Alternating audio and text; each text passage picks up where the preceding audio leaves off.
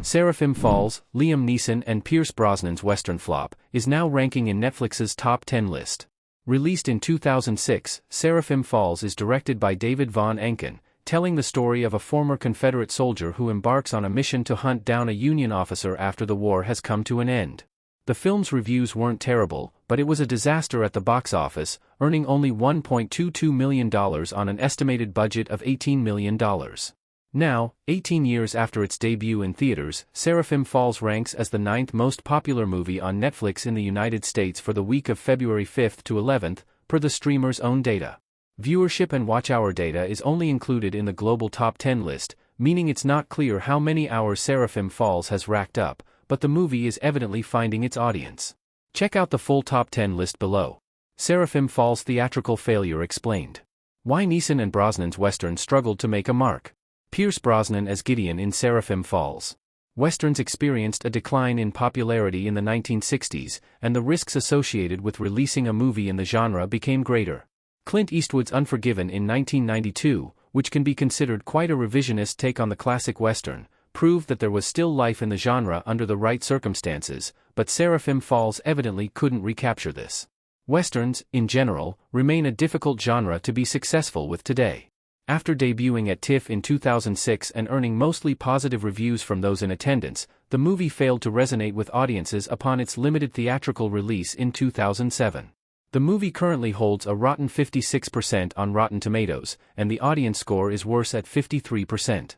While the performances from Brosnan, as the Union officer, and Neeson, as his Confederate hunter, were praised along with the movie's stunning scenery, the film's story unfolded at a very slow and deliberate pace, and there wasn't as much action as perhaps some had been expecting. The Seraphim Falls ending, too, becomes surprisingly spiritual, symbolic, and dreamlike, and it's possible that this more abstract conclusion didn't encourage positive word of mouth. As has been seen with previous movies that have made the Netflix top 10, a poor performance in theaters no longer means that a movie is destined for the dustbin of Hollywood history. Why Seraphim Falls is experiencing a comeback. Liam Neeson is probably a big reason.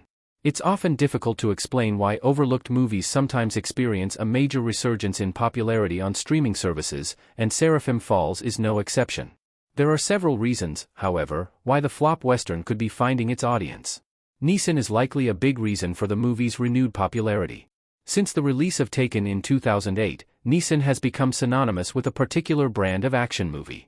The 71-year-old actor still regularly appears in thrillers, and, despite the fact that many of them fly under the radar or aren't all that good, the occasional hit affirms that Neeson remains a draw for audiences, especially on streaming. 2021's Ice Road, for example, has also snuck into Netflix's top 10 list in the past, and the popularity was enough to get a sequel off the ground. As a former James Bond, Brosnan is also a recognizable face, and a movie with both him and Neeson is sure to pique viewers' interests. The fact that Seraphim Falls went widely unseen could also be working in its favor. Most Netflix users are probably unfamiliar with it, and curiosity regarding the two stars featured on the tile, what the movie is and where it came from could be enough to encourage some to check it out. In any case, Seraphim Falls' newfound popularity speaks to the second chances that movies can now have thanks to the rise of streaming.